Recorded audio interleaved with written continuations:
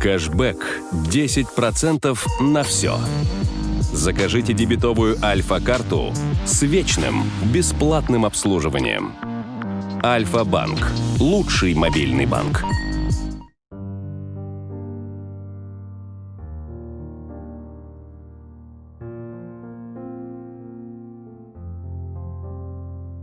Бескрайние просторы таежного леса, покрытого свежевыпавшим снегом, являются отличной картинкой для успокоения нервной системы. Но в то же время, в такие моменты, понимаешь, насколько природа сильнее человека. Стоит ей только захотеть, и снежная буря, заставшая врасплох, навсегда поглотит человеческую жизнь посреди дикого леса.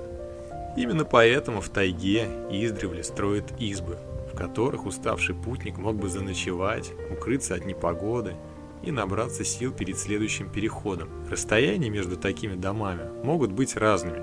Где-то это 2-3 километра, а где-то и все 20. Некоторые избы со временем приходят в запустение, ведь сохранять целостность дома вдали от цивилизации очень нелегко.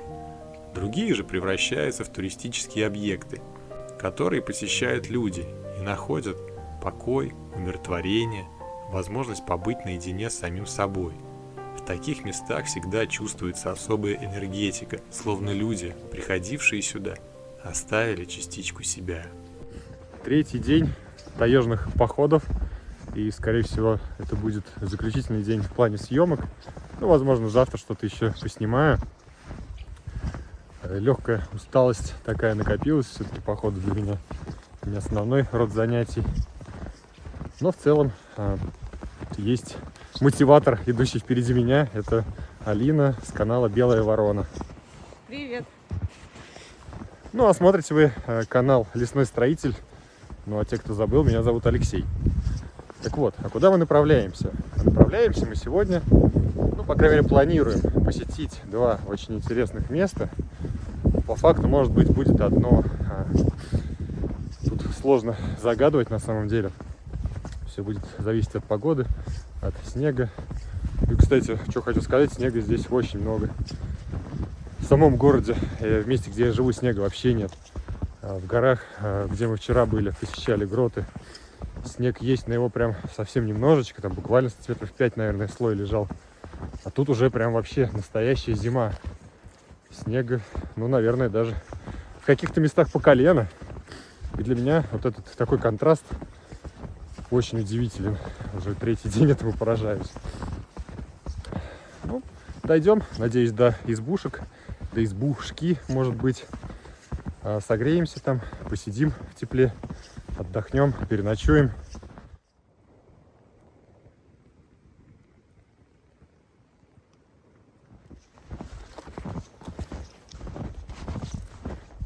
Шли, был ветер в лесу. А здесь вот прям какое-то пространство, такое площадка, ни ветерка. И стоишь, смотришь по сторонам, снежок с веточек падает. Я прям люблю такие моменты, мне очень они нравятся. Когда лес затаил свое дыхание, словно выжидая непогоды. Ну, кстати, вполне возможно будет метель даже сегодня. Потому что тучки там на горизонте такие тяжелые вдалеке. Посмотрим, что нас сегодня ждет. Гляньте, какая красота. Вон как снежок лежит на деревьях.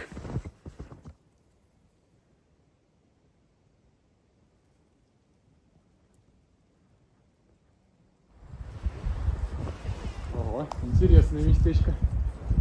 Прям посередине леса. Что это? Камень, скала. Камень. Камень. Ну, скала. И это скала, ее называют просто камень, у нее нет названия. Скала камень. Кто-то он на самый верх залазил, оставлял свою надпись. И зная любовь Алины к скалолазанию, я прям вот предположил, что наверняка она там была наверху. Ты же была там? Да. Ну вот. Шаг за шагом, метр за метром мы шли к своей намеченной цели. Порядка 20 километров по тайге, по бескрайним лесным просторам, где кроме нас вряд ли есть другие люди. Все это добавляло особого наслаждения нашему путешествию. Ну, половину пути мы прошли. Солнышком любуюсь. Четвертый или пятый день я уже здесь нахожусь. И вот первый день сегодня солнце вижу. Я вообще люблю, когда солнышко есть, чем когда его нет. Ну и сегодня прям настроение даже совершенно другое.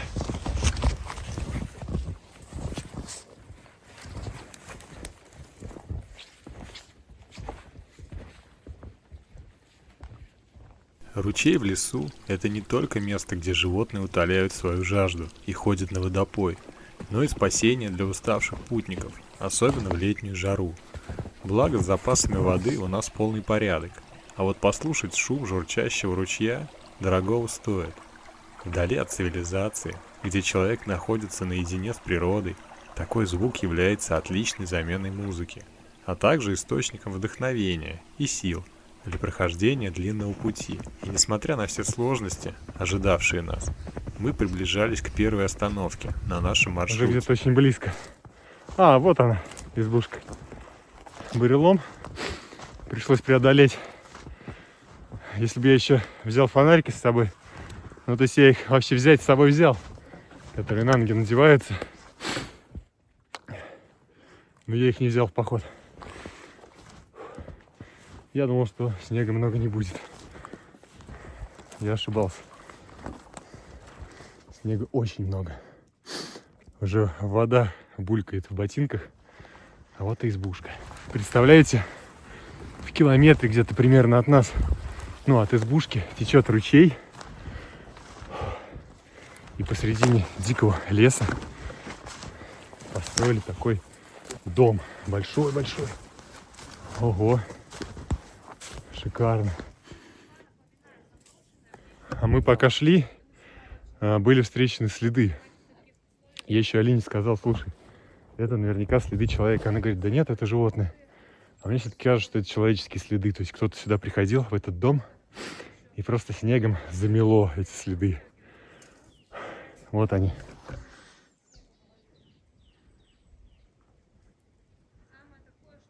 Ух ты, даже палкой подперли. Смотрите, пена. Запенили домик. И палочкой подперли.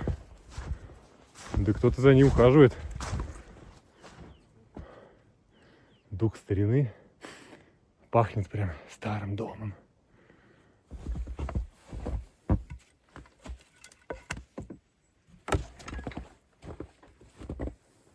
Сырость так повеяла.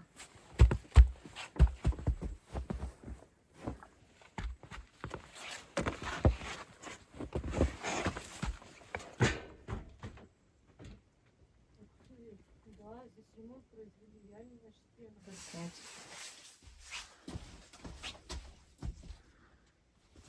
Ну, здесь были, ну, на втором этаже лежаки с каждой стороны. Их кто-то убрал, все.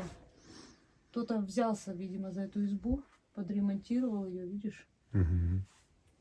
Керосиночка.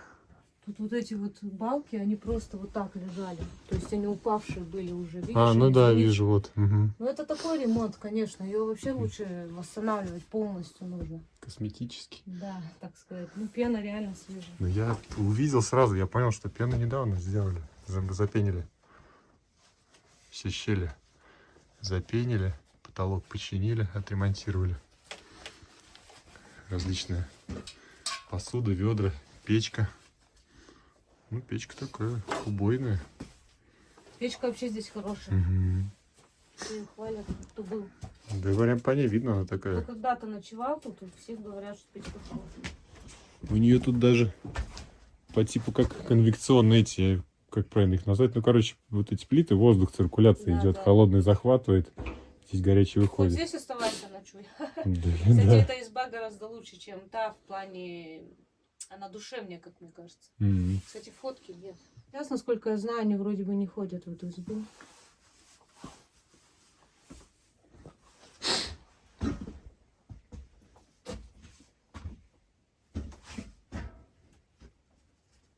Хорошая изба. Нары огромные просто. Здесь лежак огроменный прям. Тут 2 человека спокойно поместятся. Здесь лежак такой же огромный. И здесь откидной лежак. Мы его сейчас откинули. Ну а тут висит фотография. Как мы понимаем, это как раз те люди, фотографии тех людей, которые строили эту избу. Второй этаж был вон как по типу балкона, лестница. Ну а сейчас изба пришла не совсем пригодное состояние. Тем не менее, нашлись люди, наверное, даже не один человек, наверное, который стал заниматься восстановлением этой избы. Монтажная пена, совершенно свежие следы ее, все щели запенены монтажкой. Здесь окно, я не знаю, было оно или нет, но снизу опять-таки тоже пена. Очень много посуды, ведра, огромная печь с каким-то даже намеком на конвекционные каналы. По бокам от печки специальные листы металла приварены. Ну и получается, здесь циркуляция идет. Холодный воздух снизу засасывается в печь. И не в печь, а вдоль печи. И протягивается, его тащит вверх. Ну, горячий же поднимается воздух. То есть воздух нагревается холодный, вот здесь от печи. И идет вверх. Печка просто убойная. Ну, это на мой взгляд. Она просто шикарная. Ну и стол. Стол такой, знаете, для великанов. Огромные лавки, лежаки и огромный стол. Вот этот стол, даже мне, человеку с ростом 1,93 м, ну, чуть ниже груди. Представляете? Чувствуется, что в этом доме появились руки хозяина, который стал его облагораживать и заниматься ремонтом. Но у нас горит время. Нужно уже собираться и идти в путь. Уходить, а идти еще сколько, час, да, где-то? Даже больше часа. Даже больше часа. Я думаю, что больше. Часа 2. Нет, думаю, за полтора, надеюсь, мы дойдем. Вот так вот, еще 1,5 часа идти. Поэтому собираем вещи и уходим.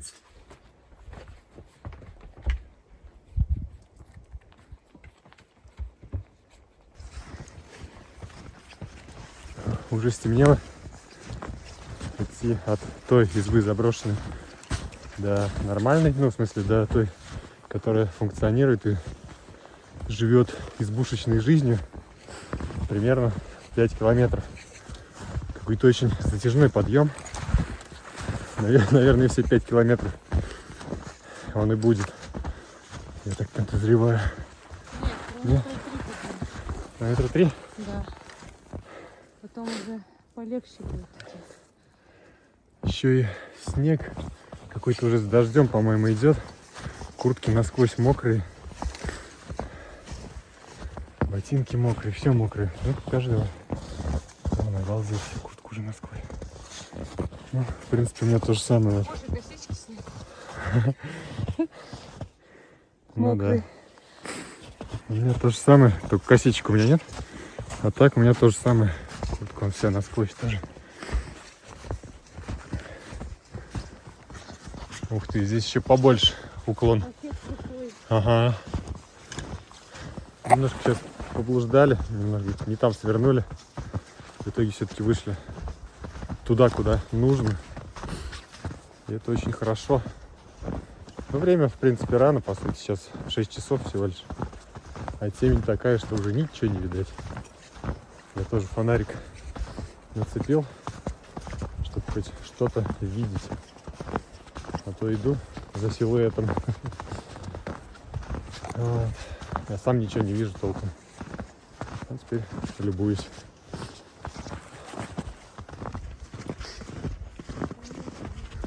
О, вижу. Вижу избушку. Ничего себе. Металлическая. Не крыша, а сбоку избушка металлическая. Профлит, что ли? Интересно. Да тут 3 этажа практически. Да, там на 3-м чердак огромный. Обалдеть.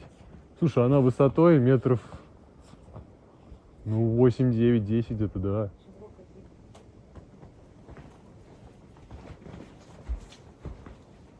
Было 2, когда-то, видимо, упал.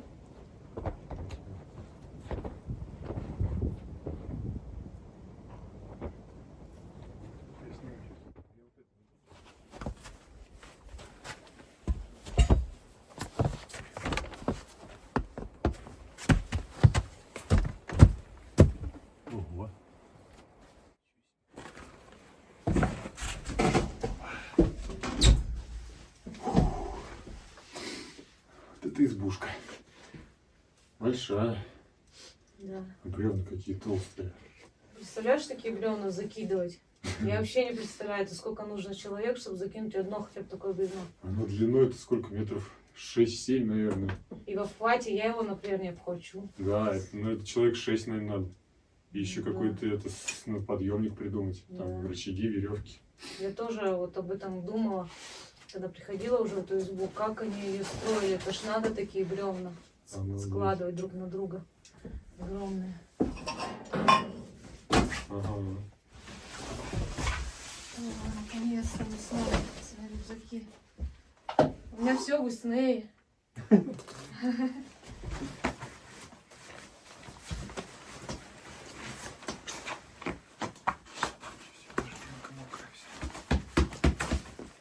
Вообще мокро все, капец. Ага. Насквозь просто. Ее надо где-то возле печки посушить, даже с неком. У меня еще рюкзак без накидки. Вообще без У меня всего. накидка есть, но я, кстати, не Ну ты не взяла, да? Дела, надо было надеть. Мы уже все шли. Останавливаться даже некогда.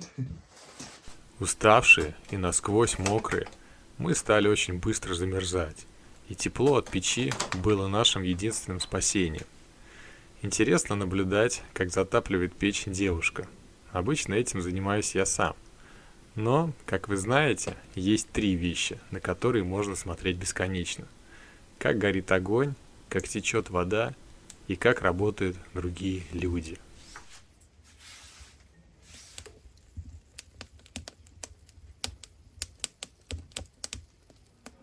По мере прогревания дома становилось комфортнее наблюдать за внутренним убранством, которое меня удивляло своим богатым набором различных предметов для приятного времяпровождения. Чувствовалось, что дом рассчитан на прием большого количества гостей.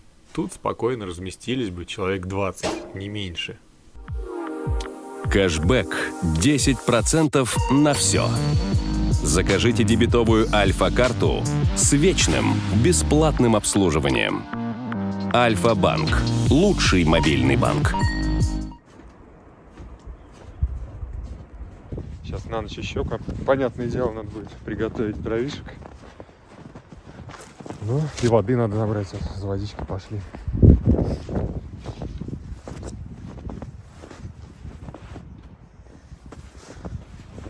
Где-то час или полтора не снимали ничего. Немного хоть подсушились. Потому что все же насквозь было. Замерзли. А там сейчас в домике тепло, хорошо в избе.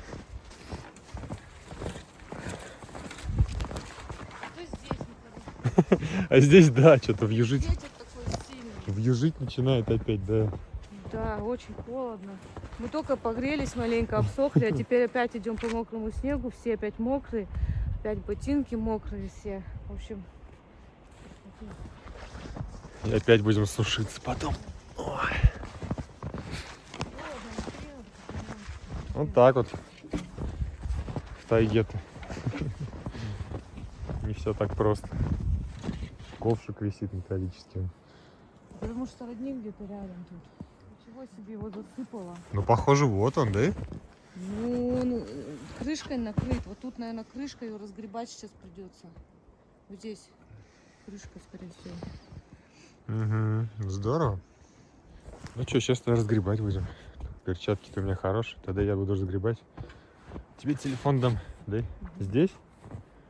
Я думаю, что здесь, потому что не видно. Ты думаешь или почти. знаешь? Ну, я знаю, что тут родник. Ага. Вот он.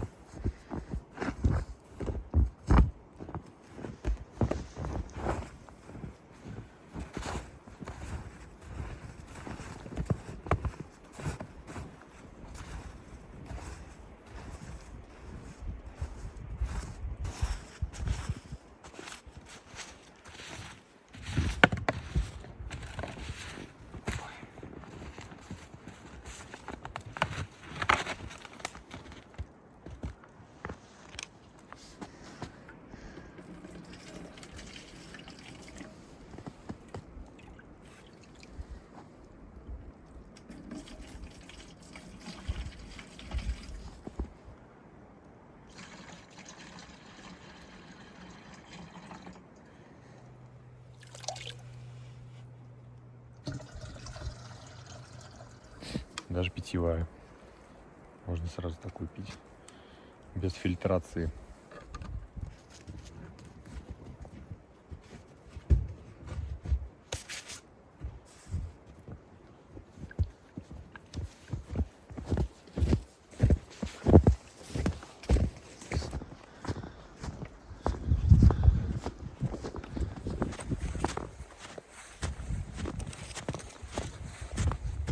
По мере нашего нахождения в избе снежная буря постепенно усиливалась, и мы прекрасно понимали, что снега выпасть может очень много, и искать бревна в таком случае будет проблематично.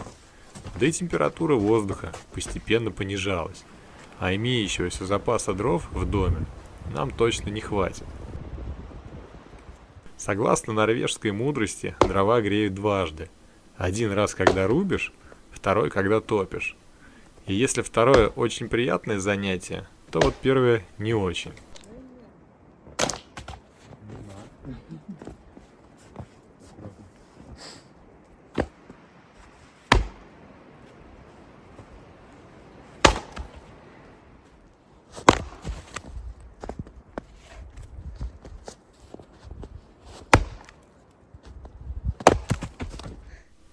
Дрова, покрытые свежим и липким снегом, нужно обязательно высушить, иначе сырые и влажные они будут давать много дыма и меньше тепла. Разложив их вокруг печи и согревшись от души такими физическими нагрузками, с чувством выполненного долга мы смогли наконец прочувствовать на себе все удовольствие от пребывания в теплой и уютной избе, где в радиусе минимум 20 километров нет связи с внешним миром. Вокруг только тайга с ее бескрайними лесами, уходящими далеко за горизонт.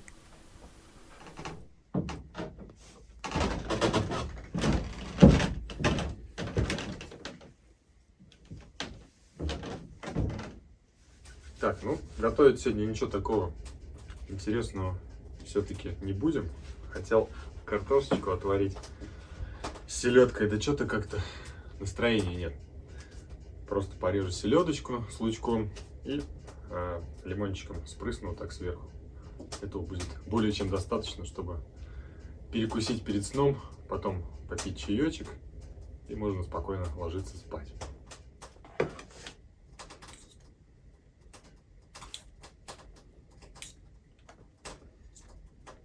Досмеялись.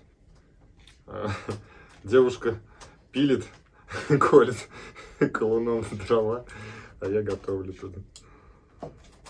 Все немножко наоборот.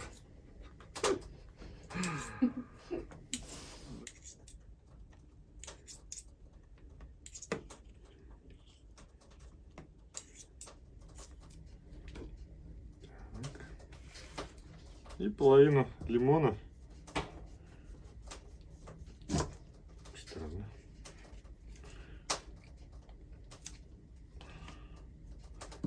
Просто выжать сок.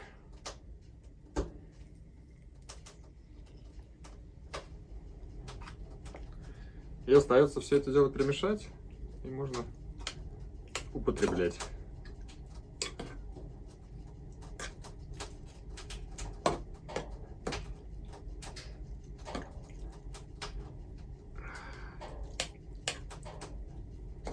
Селедочка пахнет прям хорошо. Так и хочется ее съесть.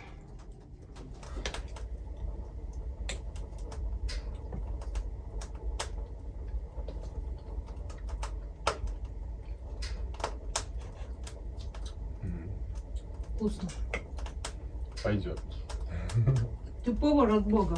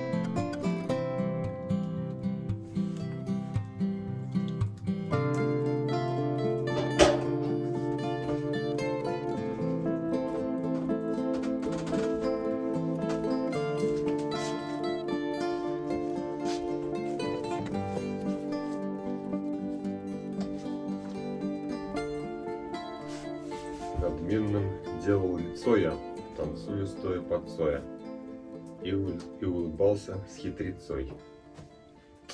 Прикольно. Правда, практически в каждой оставленной записи присутствует либо название избы, либо название тех, кто ее строил, поэтому я не буду вблизи тоже снимать. Может, что-то сейчас еще интересное найду, прочитаю.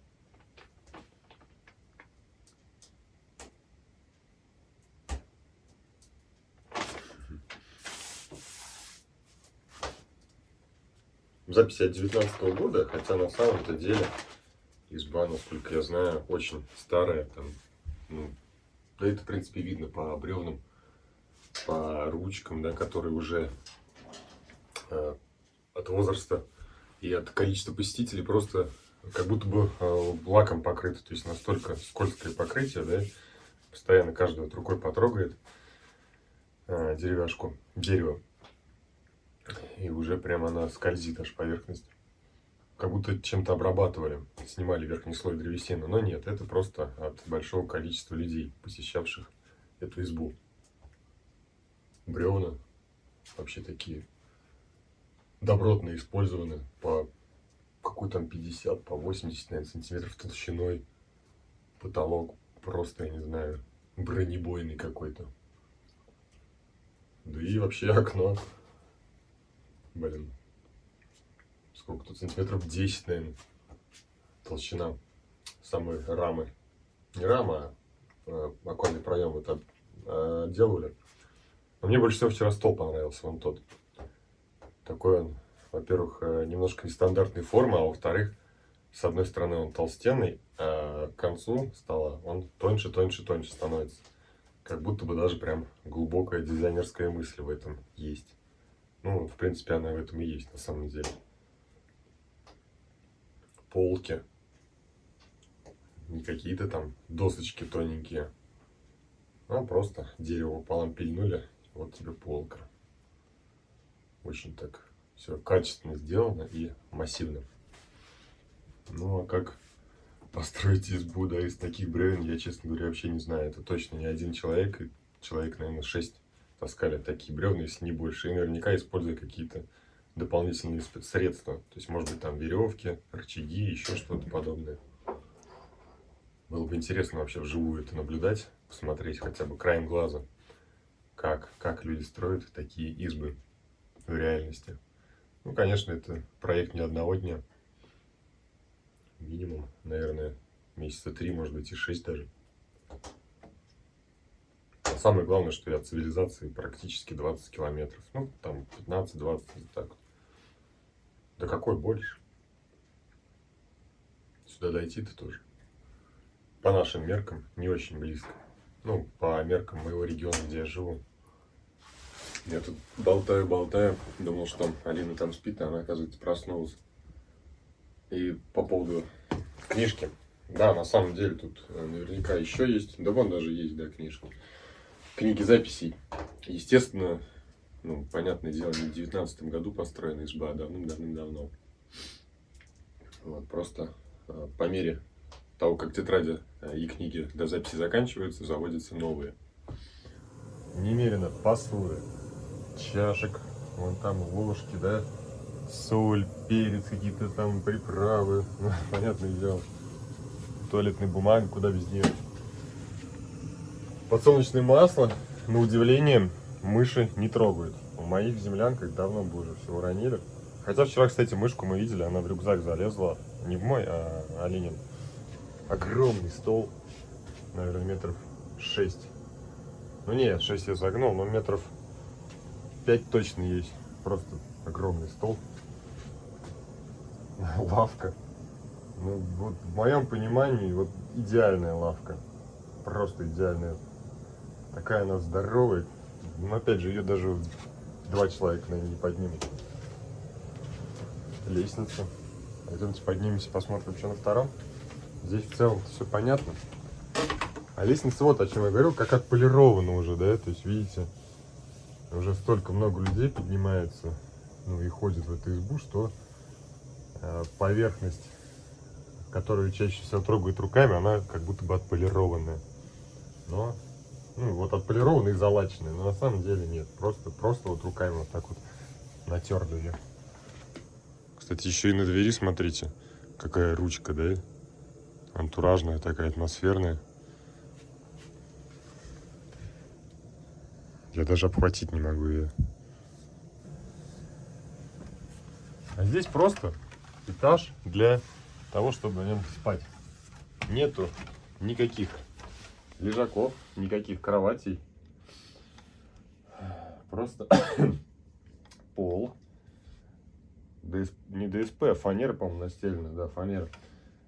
Ну, соответственно, я там в том углу спал. Алина здесь около трубы, чтобы ей потеплее было. Под потолком, да, очень много веревок, чтобы сушить одежду. Большое количество вешалок, как сделанных вручную, ну, из веток, да, таких. Также и вешалки, крючки покупные, магазинные, металлические. Ну, по высоте, конечно, тут не под мой рост.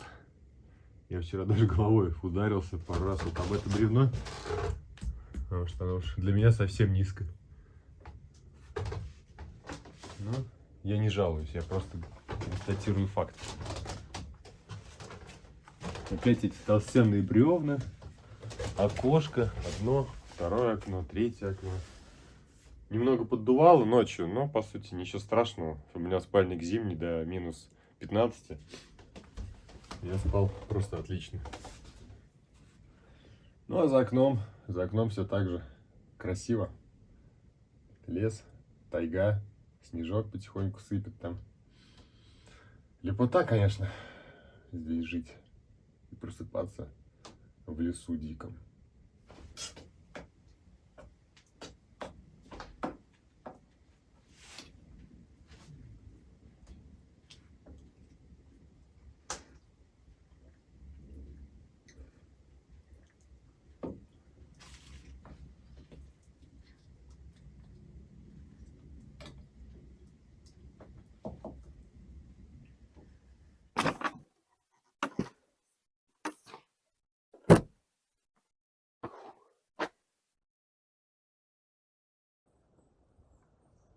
Легкий морозец. Снежок что-то прекратился даже. Тишина. Только снег на деревьях лежит. И свежий морозный воздух. Ну что, давайте поднимемся на третий, посмотрим, что там интересного. И оставляем запись в книжке и пойдем домой.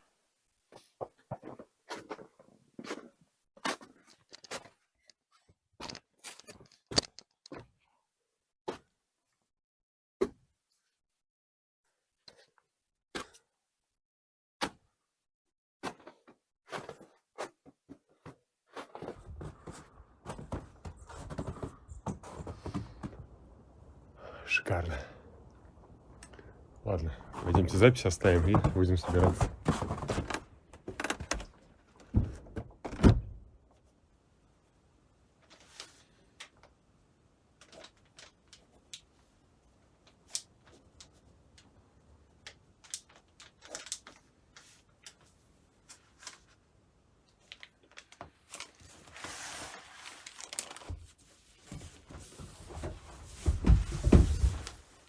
Ручка есть, лежала? Все, пойдем.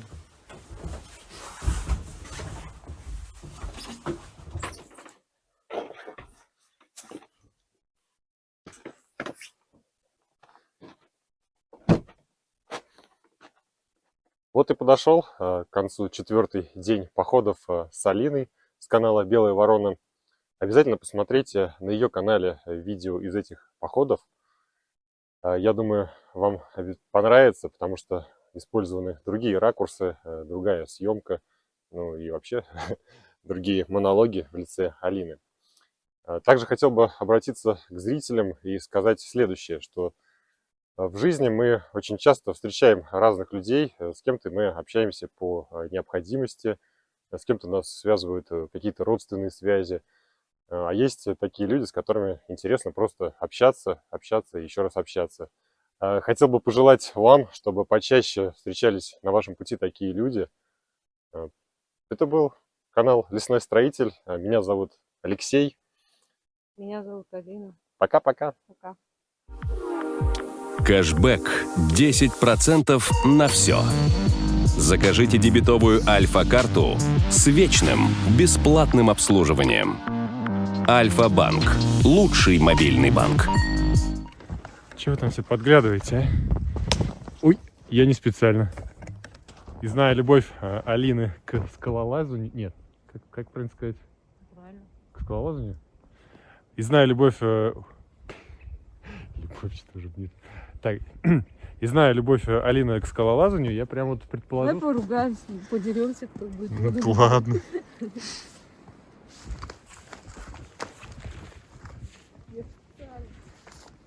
Блин, зачем там пошла? Я серьезно думаю, ну вот Я же- специально хотела именно бурелом снять. Ну ладно, там еще Да будет. я понял, блин. Только я, видишь, поздно понял. Вообще было бы здорово предупреждать. Ну я думала, ты понял. Я же тебе стояла, рассказывала, что туда вот. Ну ладно. Теперь я буду понимать, что ты не понимаешь. Да. О чем я.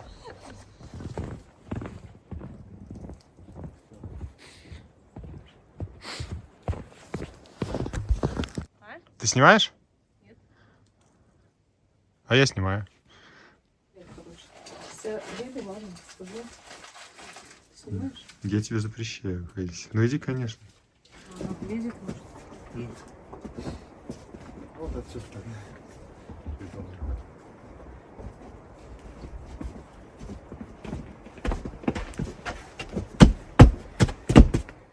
Ты говори, ты же хотела сама говорить. Нет, ты говори. А, я? Ну ты даешь. Я что думал, ты будешь так сейчас.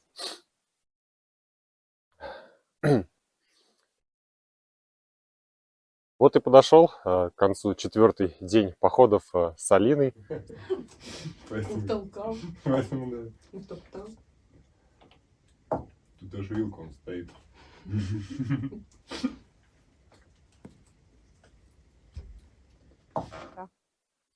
Херня какая-то, ладно. Нормально. Да.